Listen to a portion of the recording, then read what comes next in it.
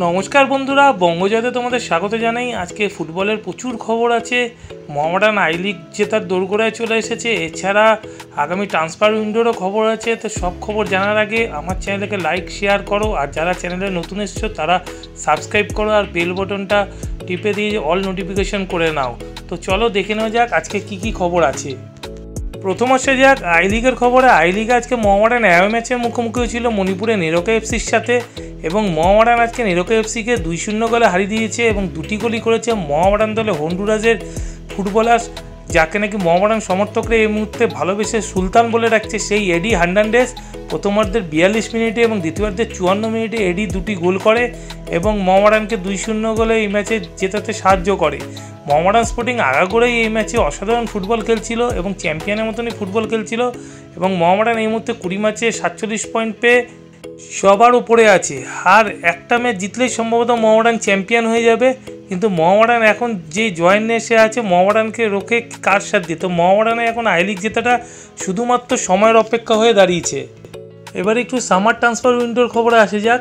তো মোহামেডান দলের স্ট্রাইকার ডেভিডকে সই করাতে চলেছে ইস্টবেঙ্গল, এবং যা শোনা যাচ্ছে ডেভিড এই মুহূর্তে ইস্টবেঙ্গলে কন্ট্রাক্টে সাইন করে দিয়েছে, এবং ডেভিডের সাথে যেহেতু মোহামেডানের চুক্তি আছে সেই জন্য সেটা এখনও প্রকাশ হয়নি। আগামী মরশুমে ডেভিড ইস্টবেঙ্গলে খেলবে, এটা কিন্তু মোটামুটি ফাইনালি হয়ে গেছে।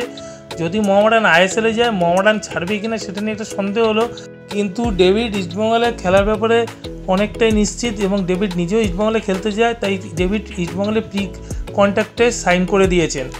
ইস্টবেঙ্গল সামনের ট্রান্সফার উইন্ডোতে বাঙালি গোলরক্ষক নিতে চলেছে, এবং ইস্টবেঙ্গলে এই মুহূর্তে গোলকিপার কমলজিৎ সিংকে ইস্টবেঙ্গল ছেড়ে দিচ্ছে এবং তার বদলে নিতে চলেছে চেন্নাই এনএফসির বাঙালি গোলরক্ষক সৌমিক মিত্রকে।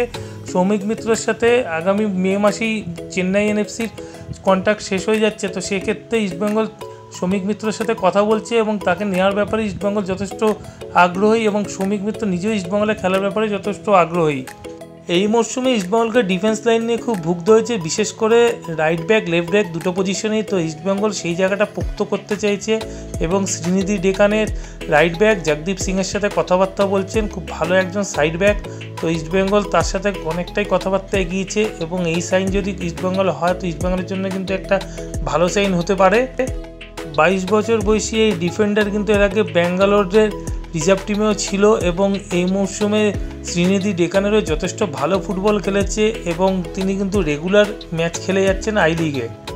ইস্টবেঙ্গল সমর্থকদের জন্য আরেকটা খুশির খবর আসতে চলেছে, সেটা হচ্ছে সায়ন ব্যানার্জি এবং পিভি বিষ্ণুর সাথে ইস্টবেঙ্গল কিন্তু চুক্তি বাড়াচ্ছে, এবং 2025-26 অবধি তাদের চুক্তি এক্সটেনশন হচ্ছে, এবং তার মানে আরও দুটো মরশুমে দেখা যাবে পিভি বিষ্ণু এবং সায়ন ব্যানার্জিকে ইস্টবেঙ্গল জার্সি গায়ে খেলতে। এই দুজন তরুণ ফুটবলার এবং ইস্টবেঙ্গলের জন্য কিন্তু আগামী দিনে অ্যাসেট হতে চলেছে এই দুই তরুণ ফুটবলার।